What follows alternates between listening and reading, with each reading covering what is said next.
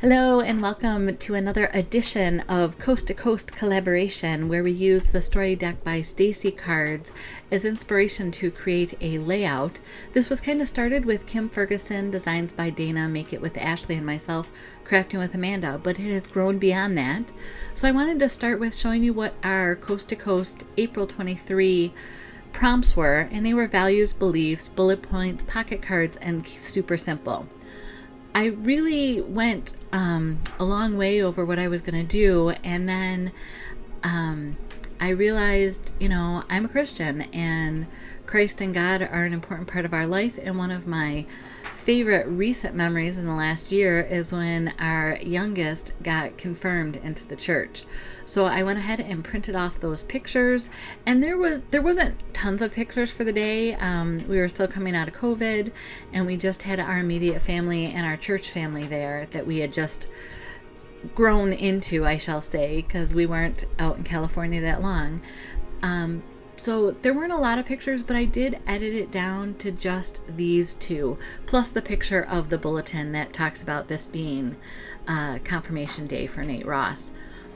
And so I went and I was looking at the colors, and I'm wearing this nice pink, and Nate's in the red robe, and Hillary and Tim both have red. My husband's in kind of a more wine color. So I was just kind of, poking through or just scrolling through my paper packs, because I have a few, and I found this Hawthorne paper from 2019, and I know that that's the year that we were moving, and we went from Michigan to a rental house, and we're looking for a house, and so I didn't even unpack all of my scrapbook stuff. So these things I probably ordered and then just moved them to the new house to deal with there, but I think they're perfect for this page. So my faith or belief prompt is being met, obviously, in the photos itself. And as I was trying out the pocket cards, because that's one of the prompts, I realized that I wanted to tuck the top of this Love This PML card underneath the photo, but it was out of balance. So I went ahead and turned everything 180 degrees so that the sage green cardstock that's kind of plain was on the left along with the photos, and then life gets busier, or the page gets busier as you move to the right. And so this is what was working for me. It's funny, I end up moving this confirmation Sunday, the copy of the bulletin, so many times. I don't even show you how many times I moved it. Then I thought I needed something more to help anchor this, so I pulled out some sapphire cardstock. That's one of the colors in the Hawthorne collection, and that I didn't like the full border, but having the little strips in between the papers I thought was great. And then this is a paper saving tip for you. I cut the sage cardstock, as you can see, at 5 inches, the hexagon cardstock from the Hawthorne at 6 inches, and then this sage, kind of chevron pattern from the Hawthorne Hawthorne papers, I cut it 2.5 inches, and I use that to bridge the gap to make my base page. I find if I'm going to use papers to color the whole base, by not having a white or a full base, it saves room in my album, and they're not as bulky or heavy. So I've been doing that for the last few years, and it really does add up. Like I said, I move this stuff around on this layout 16 times. I cut some of it out, but I did keep some of it in. Just if you struggle with that or move things multiple times, to know that you're not alone. That sometimes we just have to find that moment when kind of our body relaxes, and as we look at this, we're like, oh, okay, this feels right. And that's exactly what was happening here. Just trying this, different layers, different ways, I should say. These, the Love This came from the, I think, Chalk It Up stamp set, Picture My Life cards from years ago. This April one that I covered, I'm just using it kind of as a photo map, was from, again, one from years ago.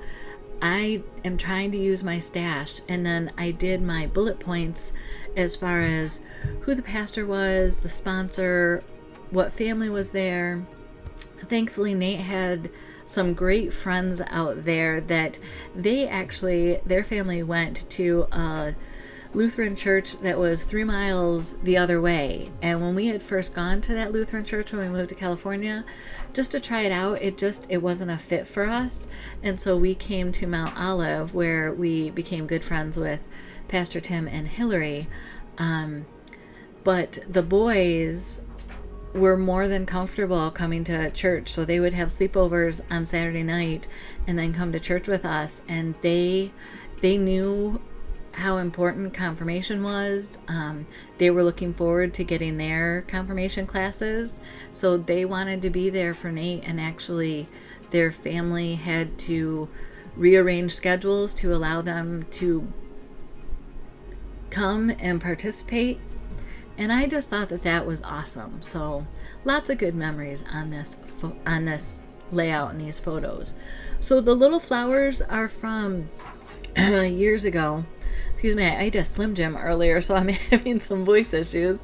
Are flowers that I made years ago, and again, just trying to use up my stash. The top of this Picture My Life card was just too stark, and I looked at it of maybe I needed to add a title to it or something else, but I just grabbed some of the thick twine that we had previously from Close to My Heart and put that on. I dug out some buttons. I just watched a video, I think it was Crafty Concepts with Erin, and she had talked about buttons, and I thought that was funny because I was thinking about buttons as well. So I went ahead and pulled some of those out, and I think they're the perfect embellishment to just kind of finish off this layout. It's kind of a hodgepodge of this button and that button and these 2 flowers that I had and some string thrown in, but it all comes together in the end, and it's one more layout that tells a story for us.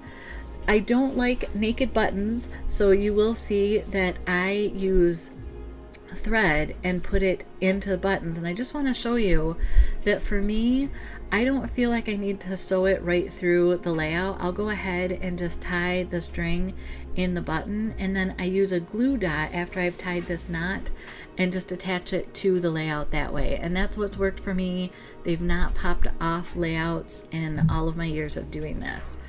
So I'm coming close to the end, but as I wrap this up, I will remind you that in the description are the links for everybody else that's playing along this month with the C2C April 23 Coast to Coast layout.